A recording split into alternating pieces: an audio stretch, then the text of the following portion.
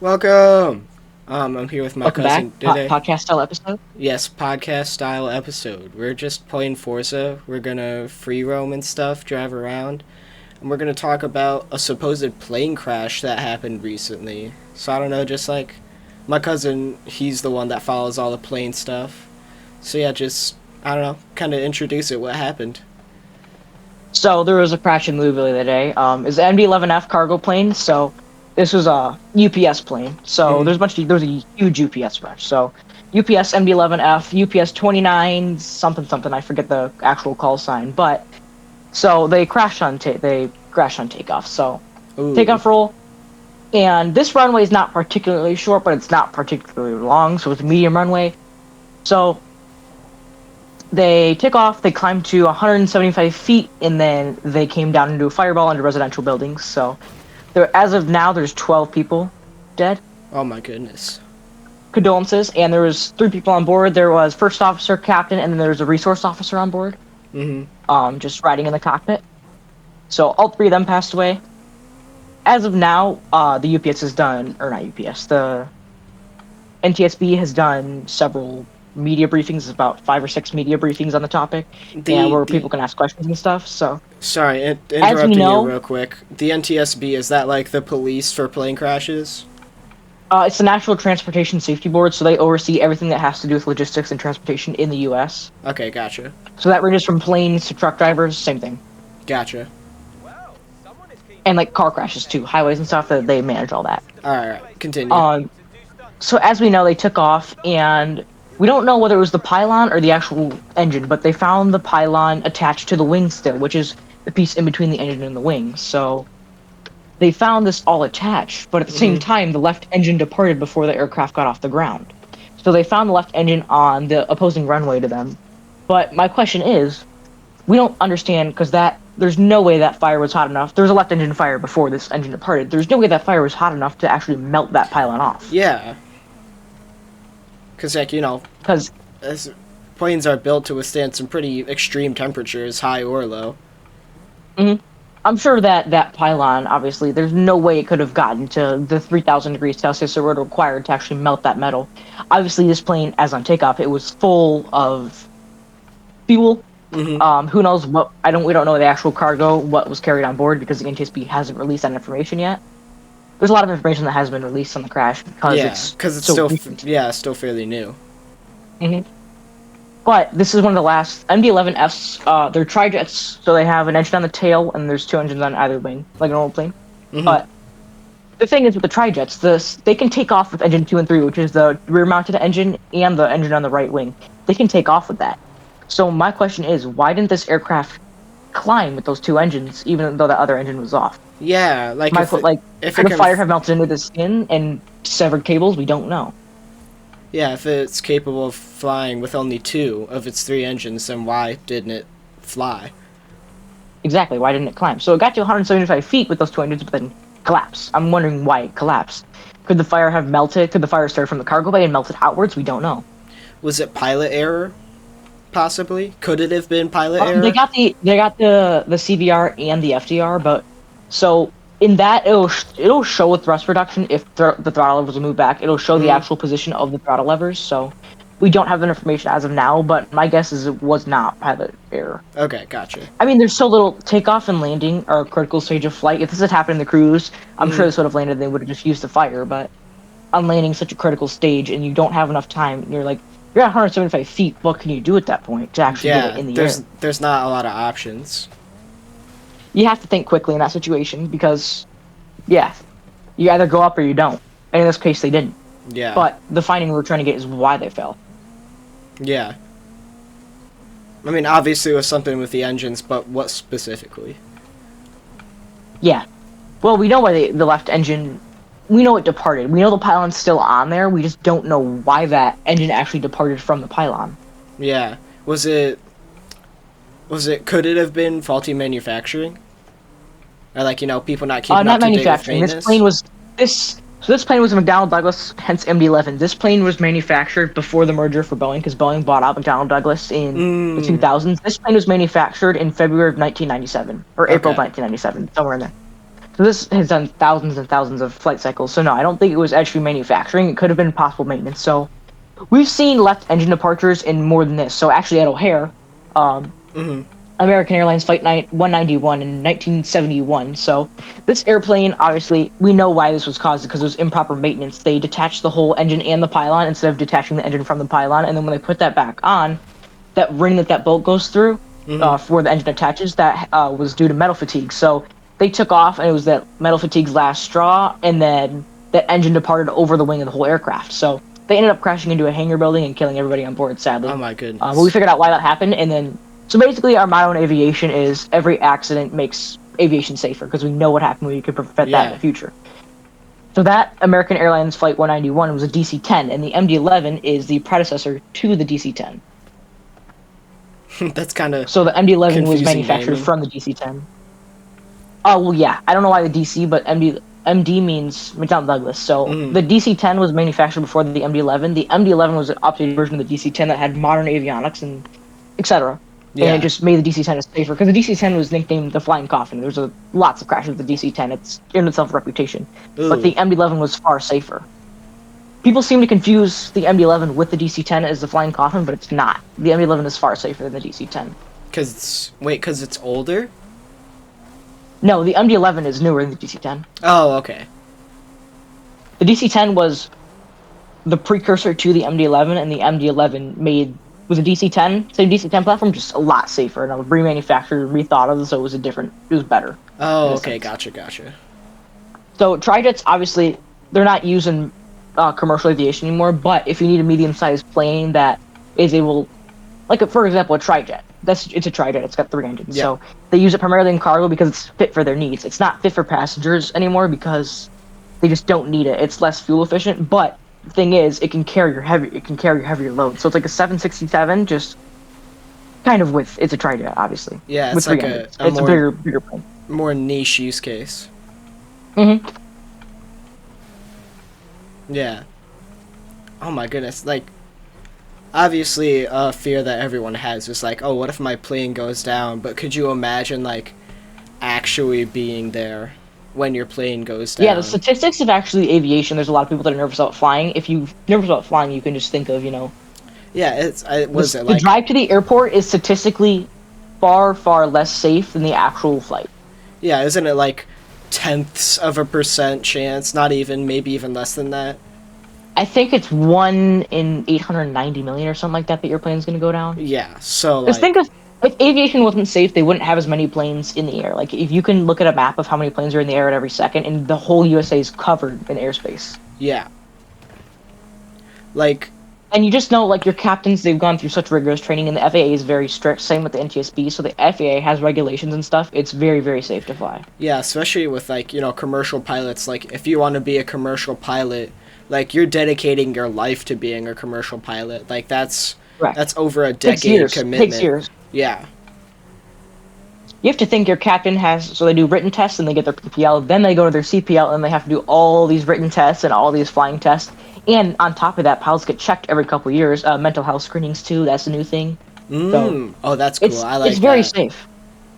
Yeah, they have new mental health screenings that and they're very strict with their mental health screenings. If there's any sign, they won't let you fly, and then they'll pay for your therapy and stuff like that, Oh, which heck is super yes. nice. I think in this day and age too. Yeah, because especially like you said, in this day and age, mental health has become more and more of an issue for more and more people. There's actually a couple accidents that have happened due to mental health. So, there's a German Wings flight. So basically, the captain in there he was very suicidal and he was depressed, and nobody knew about this though. I think he had some financial troubles too. So, the first officer, he told him to go out and get some coffee. Or no, that was a different crash. But he told him to go out and get some coffee, and he did. So then he locked himself in the cockpit, and then he drove the plane slowly into a mountain and killed everybody on board. Oh my goodness. So we learned from that accident, and they looked at the CCTV, and they showed, oh yeah, and then that's one of the major accidents that helped us get mental health screenings. I'm glad. Like I'm glad. you were saying about like every accident is something to learn from. Mm-hmm. I've heard that like a big place where like mental health is becoming more and more like more and more of an not an issue, but more and more recognized is like in the law enforcement field, because if you're behind a gun and you're not I'll in say if you're in and possession of a deadly weapon, absolutely. yeah, like a plane with hundreds of souls on board, or you're Not to behind the mention, not even just gun. people on board, but you could crash it into a residential area and cause hundreds of more deaths. So Yeah, yeah, a plane's a weapon, but it's also a good thing. exactly. It can be used. Well, anything is a weapon if you're creative enough. Hmm. Unfortunately. Unfortunately, in this day and age, yes. Yeah, and that's kind of like when you have to consider, like, when something's usefulness outweighs But its it's the thing. danger. It's like, yeah, you're realizing like the people behind. You gotta trust people behind your plane. Like your law enforcement, you gotta trust your law enforcement. I Yeah, know not every exactly, person's a good person, but that's why we have so many strict rules and screenings and regulations. That's how exactly. TSA came a thing. It was because of bad people in the world. But Yeah, like aviation and the FAA works so hard to protect you from that. There's not a very big chance that all that's gonna happen. yeah, like a certain event that happened that may or may not have happened in 2001. That's the whole reason we have TSA and bag checks and all of these Yes, and rules that we Japan lay out. Airlines, 747 bombing too, is because somebody had wires in their shoe. That's why you have to take your shoes off at TSA. So Mm. they implement something new and they have suggestions on 17-page stuff about plane crashes. It's not just looked over. Yeah, It's very thoroughly checked and other things, etc. no crash is a small thing. No. Every crash, there's something to learn from. Exactly. Like people say about MH370, planes go up, planes go down. What they don't do is just disappear. Hmm. Like it ended up somewhere, obviously, but like you can't just ignore it. Like, oh, okay, guess that one's just gone. Yeah, you can't say, oh well. Like, there's something to learn from every crash, and there's something instituted from every crash so planes don't go down. Hmm.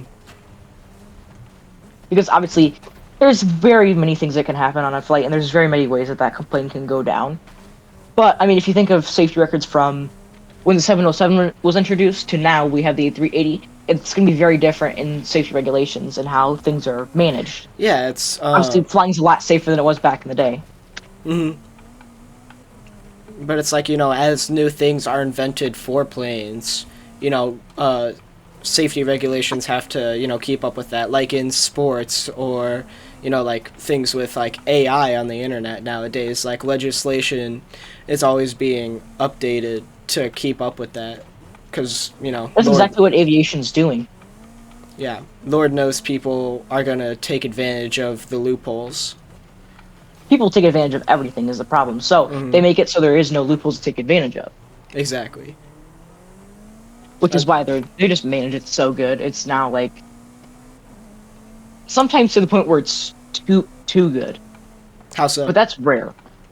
Um, with the FAA with their mental health screenings, sometimes they'll get a little much with it, and they'll see the very littlest sign of, for example, sadness or something, and they'll call it depression, and then you'll not be able to fly, even if Mm, it's not the case.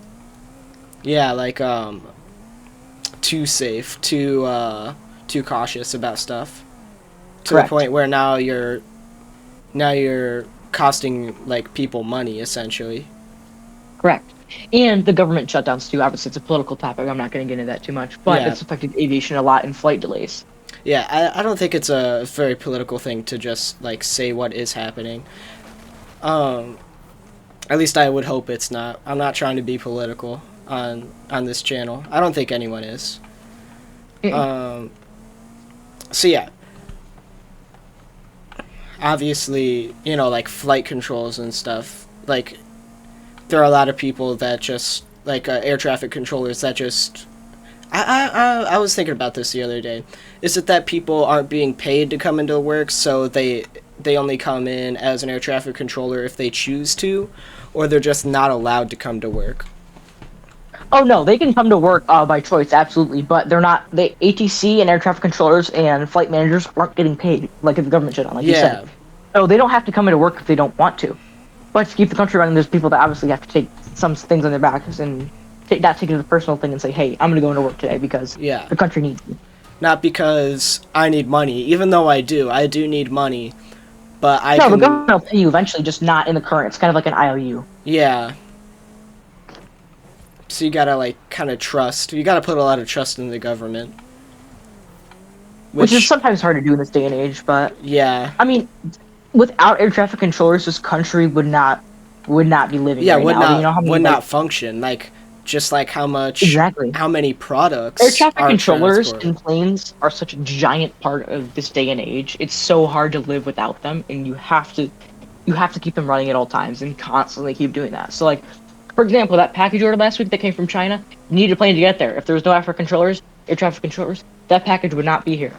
The Most world like, would shut down. yeah, Not just because like in foreign trade too. Planes come from foreign trade. That's how you get your cheaper things. Everything would skyrocket here because of tariffs, obviously too. yeah. And on top of that, like I remember me and my cousin tried to join like a flight sim network once, and like I just remember thinking like, holy crap, all this radio communication is so stressful. Like, oh, what if I say something wrong, and they like gotta correct me. Like, I don't want to look stupid or anything, or like, oh my goodness, this is just a lot of rules and stuff to remember. And like, air traffic controllers are doing that 24/7 constantly between multiple Uh, different people. ATC was like just very stressful, and like air traffic controllers are doing that all day. And like I believe there was like a study that came out, and it's like been proven year after year in studies that like air traffic, being an aircraft traffic controller is the most stressful job in the world. yeah, it's super stressful. I mean, you can just imagine like Yeah, you're directing doing that all. for 8 hours a day. You can't stutter. Yeah, you can't stutter. You can't mess something up, because if you mess something up, then those are people's lives that you're putting at risk. Absolutely. And then imagine you have to do that for 8 hours a day, and a single missed word or miscommunication could send your plane somewhere that you don't want it to go, or it end up in a plane crash. Yeah, We know this exactly. from actually the greatest air traffic control the way it is today is because of one, this is the most famous aircraft incident, caused the most deaths in aircraft history, is the Tenerife disaster. I don't know if anybody's heard of it, but so there was an improper communication between the two airplanes, and basically they ended up taking off in the same runway towards each other, and they smashed into each other before they could get airborne, and it caused 583 deaths, I want to say. Oh my goodness. This is actually because a bomb went off in the other airport, so they couldn't land at that airport, so they had to go to Los Rodeos Airport, and then because the air traffic control was super stressed because there's a lot of planes coming into his airport that weren't supposed to originally be there. They had to alter departures and arrivals and stuff. Mm-hmm. So miscommunication, and they didn't communicate properly in terms of how they were supposed to say stuff and what they were supposed to say. So two of the largest planes, two of the Queen of the Skies, two 747s crashed head onto each other and caused, like I said, 583 deaths because of improper communication. I mean, just wow. Yeah, it's the most famous aircraft incident in history. And like, also, could you imagine the guilt the people in that tower felt, like watching that happen? Because once they realized what happened or what is happening, I would imagine there was nothing they could do. They couldn't. It was so foggy that day they couldn't see it until it exploded. All I saw was a fireball, Oh my which is far goodness. worse. Can you imagine being an air traffic controller and seeing the plane you just guided die right in front of you and Yeah, kill so many people? You caused so many deaths yeah. because of that. All of those people, like that's unfortunately that is on your hands. Even though it was just a mistake, like that was your mistake. Yeah, you got to think of it, and that's how much pressure is on your back to not do that and not cause so many lives lost. Yeah. And that's like every day. Like you feel that stress, like you said, 8 hours a day as your job. If not more, you can work 8+ hours a day. Mm-hmm. Not to mention, your shifts as a pilot, not just a pilot, an aircraft controller can be terrible. I mean, planes have to take off 24 hours a day. There's not a Mm-hmm. moment where the world stops. So you have to be an air traffic controller. Yeah, you get up at 2 in the morning this day, get up at 3 in the afternoon this day, get up at 4:30 in the afternoon this day. There's your schedule alters. You might not get enough sleep. Obviously, for pilots and air traffic controllers, there's a required amount of sleep. But Mm-hmm. let's say you actually fall asleep during that time, it's rough on your body for sure. Yeah, like, being sleepy while you're an air traffic controller, that's like drunk driving, but turned up to 11. Exactly. Like drunk driving on a busy highway with 17 million other people. Yeah, like drunk And you driving, got to think, speeding. you're speeding or drunk driving with 17 people in your rear seat. Exactly. And I mean, I could not do that. I could not take the stress of being an air traffic controller. It takes so much determination to actually be an air traffic controller and Yeah, motivation to get up in the morning. You have to, I mean, think about it. In the busiest airports like LAX, O'Hare, Atlanta, you have to manage 30 planes at a time. exactly. And you're In an like, Atlanta tower, there's at least 10 air traffic controllers all managing 20 planes at a time. In the air, juggling. on the ground. Yeah, you're juggling all those planes at once. Like it's not like, oh, I Hmm. tell this You're guy where to juggling. go, and then it's over. Like no, there's each Mhm. plane has to go through multiple steps before it actually leaves your airspace, and you have to like Exactly. check back in with that plane at each critical step. All those airports are Class B airspace, which means, or Class Bravo airspace, which means they have a wide airspace of probably 3 or 4 miles around them. So Exactly. you're constantly, and then you have to worry about communicating to several airplanes at the same time. You're saying stand by, hold, where to tap, like how to get to the runway. You need to give them instructions. It's a long thing, and you have to manage all these 20 planes at the same time. Not to mention the ones in the air, instructing them to land on what runway, taking off, getting them out of your airspace, transferring them to the next controller, the next radio. It's super difficult, and it's really, you have to have determination and motivation to do it. But you have to also be focused while you're doing it.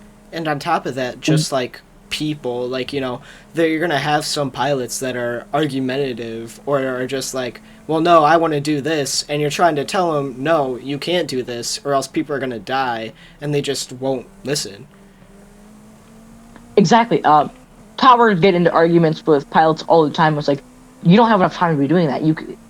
You're ruining. Like one small upset like that could throw off your entire way of doing things. Hmm. But you also have to be ready for what happens. Same with the pilot. You have to be ready for everything that happens. Yeah, you got to expect the unexpected. Exactly, which is kind of sometimes difficult to do as an air traffic controller because who expects what's going to happen? You're not a fortune teller. Yeah, exactly. You don't know the future. Exactly, it's difficult to do sometimes, but that's one of those elements of being a pilot in air traffic controllers. You have to learn how to do that, and that's definitely one of those key skills is seeing the future. Hmm. And like going back to like you can't make mistakes. Like one mess up isn't just like an oh crap, oh I might lose my job or something like that. It's like oh You might crap, lose your life yeah, oh crap, I just killed all those people. and myself. Yeah, Now my family is going to be grieving that loss. Now their families are going to be grieving that loss. Like it's super difficult sometimes. You have to learn because like for example, on a heading now, which tells you what direction your plane's going. You're going to, let's say you miss something and you set it to 10 instead of 100. That throws off the way you're going by 90 degrees, and who knows, oh, by the time you notice it, do you have enough fuel to land, to yeah, get to your destination? And you can mess up all those people's schedules that somebody in that plane might not get home in time to see their mom pass away. Like, you cannot make mistakes. You have exactly. to monitor everything so closely. Like you could throw off the ATC's whole traffic pattern, and like Hmm. now you're getting told a phone number to call once you land, if you land. If you land. And then now you're obviously you're getting told a phone number to call, but then on top of that, they're telling you like they have to focus on you now. They have to divert their focus so nobody else gets that maximum focus. Exactly. Like So it's you were so bad at being a pilot that now you're affecting everyone and making everything dangerous for everyone else. exactly your decisions affect everybody else, at least 300 other people. No matter how big or small your plane is, your decisions will affect everybody. Exactly. That's why pilots go through behavioral screenings too, to like they evaluate their performance too, because they don't want these things happening so bad. It's such a Yeah, you mandated don't and watched over industry. want an arrogant dude at the yoke flying your plane. And we don't Like want to pass the first officer. exactly. There's been accidents where this one captain wanted to do a little bit more dangerous approach called a slam dunk approach, to where they're staying at altitude and then right before the runway, they slam, so they descend a lot. And then the captain wasn't doing it right, and he was getting mad at the first officer, so the first officer passed it off, and then everybody on board died. So they go through personality screenings, and they're like, oh yeah, you're an aggressive Captain, we're going to pair you with an aggressive first officer. So Okay. if you're a passive captain, we're going to pair you with an aggressive first officer. Like you pair, it's a pair. Yeah. So like, you're not getting two people like trying to fight over control of the plane because they want their Correct. egos to feel big. Usually, the first officer manages everything except actually controlling the plane itself. The captain usually manages controlling the plane, and the first officer gets radios and communications and such. So that is split up between people, but it's difficult sometimes to actually manage all that and still fly the plane. And you're like, oh, what are you talking about, first officer? That's not the direction we need to go. That's not the airport we're going to. That's not the IFR clearance that you're checking. No, we don't have information, Charlie. We have information, Bravo. Like, Yeah. pilots have to be on such the same level and able to communicate. It's like we're saying, it's just a stressful job. ATC and being a pilot. So, while it's just a stressful job, I don't even have anything else to say. Yeah, it's super obviously it's time consuming, and like you have to learn how to do it correctly or you might not be there to see the next day. Yeah. You can't make a single mistake. You have to be very precise. Either you learn how to do it correctly or you don't do it at all. Exactly. Or either you learn how to do it wrong and you die. Exactly. There's not Like, an in between where you learn how to do it wrong and like, ah, dang it. Everybody on board is gonna die. yeah. Like, it's not like, you're learning how to drive and you run over a curb and you're like, oh, shit. That's not good. If you run over a curb in an airplane, you could kill everybody on board, you could roll the airplane, you could start a fire, all the Exactly. things. There's so many variables. So tying this back to the crash, obviously, being a pilot's a stressful job, there's so many variables that can go wrong. So obviously, we don't have all the information in this crash yet, but we can say that the pilots tried everything they could, and that they tried their best, like I just said. There's not much we can say about the crash right now because we don't have enough evidence to determine. It'll probably be a couple years before the official report comes out from the NTSB. But what I can say right now is that pilots did a good job. They tried their best, and from here on out, we're going to determine what happened with this crash, and it's going to make aviation a better and safer place overall. Heck yes. I think that's where we'll end it off today. Thanks for watching. And, well, mostly listening, I guess. If you're watching, me drive around in Forza, that's cool too. Very insightful. I learned a couple of things today too that I didn't even know. Good discussion about a crash, how we can learn from this, how aviation as a whole. Yeah, when I clicked record, I thought this was just going to be like about the crash itself, but we got into a little bit more than that. How stressful the job is. Briefly touched on the government shutdown and how that affects aviation. I'm pretty And proud of aviation as a this. whole and how it's so mandated and how it's such a safe place even if you have a fear of flying. So let us know if Exactly. you like this podcast video, if these podcast versions too, if these are cool.